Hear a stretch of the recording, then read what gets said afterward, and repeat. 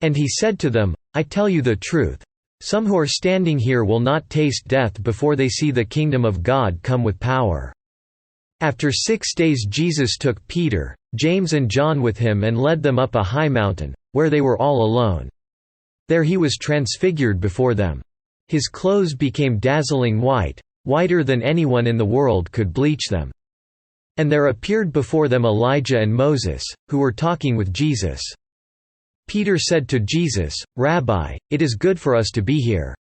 Let us put up 3 shelters, one for you, one for Moses and one for Elijah." He did not know what to say, they were so frightened.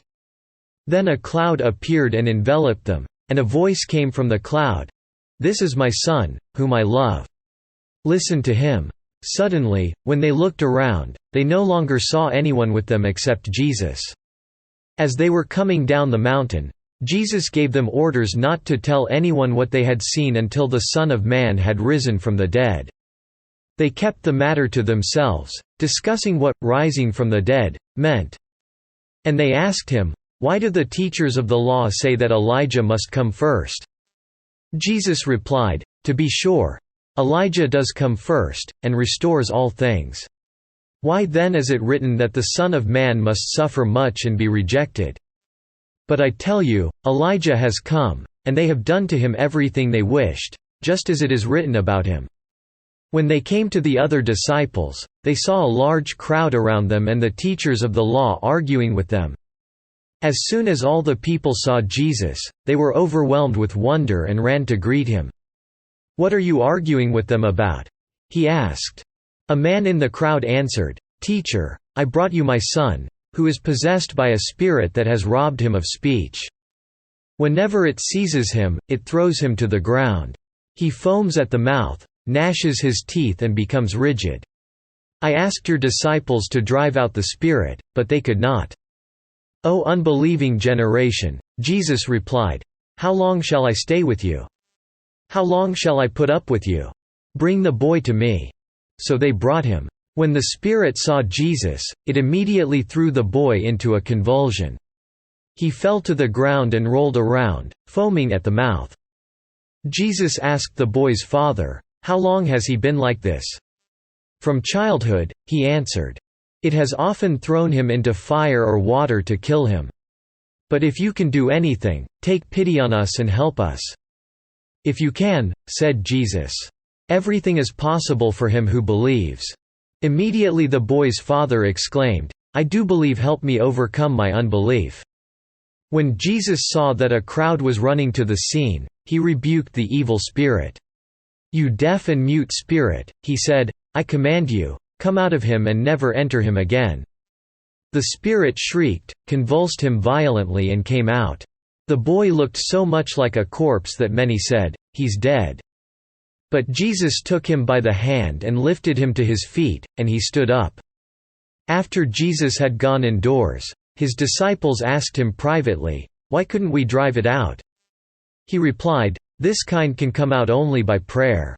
They left that place and passed through Galilee. Jesus did not want anyone to know where they were.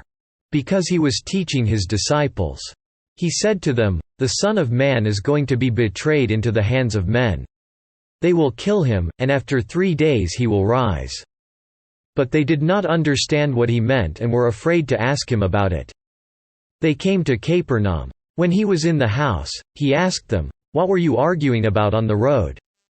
But they kept quiet because on the way they had argued about who was the greatest. Sitting down, Jesus called the 12 and said, "If anyone wants to be first, he must be the very last, and the servant of all." He took a little child and had him stand among them. Taking him in his arms, he said to them, "Whoever welcomes one of these little children in my name welcomes me, and whoever welcomes me does not welcome me but the one who sent me." "Teacher," said John, "we saw a man driving out demons in your name and we told him to stop, because he was not one of us." "Do not stop him," Jesus said. "No one who does a miracle in my name can in the next moment say anything bad about me. For whoever is not against us is for us. I tell you the truth. Anyone who gives you a cup of water in my name because you belong to Christ will certainly not lose his reward. And if anyone causes one of these little ones who believe in me to sin, it would be better for him to be thrown into the sea with a large millstone tied around his neck. If your hand causes you to sin, cut it off.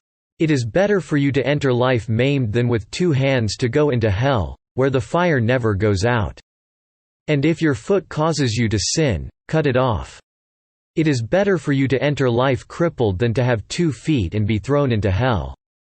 And if your eye causes you to sin, pluck it out. It is better for you to enter the kingdom of God with 1 eye than to have 2 eyes and be thrown into hell, where their worm does not die, and the fire is not quenched. Everyone will be salted with fire. Salt is good, but if it loses its saltiness, how can you make it salty again? Have salt in yourselves, and be at peace with each other.